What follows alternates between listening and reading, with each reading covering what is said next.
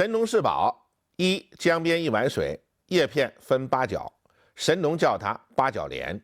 二、文王一支笔，它是完全依靠祭祖祭生，民间形象的称它为借母还胎。三、七叶一枝花，叶片分上下，程式又分明，得名重楼。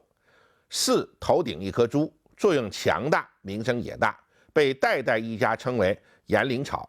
神农并非百毒不侵，尝百草曾多次中毒，每次都能化险为夷，可是最后依然因一种草离我们而去。您知道这草药的名字吗？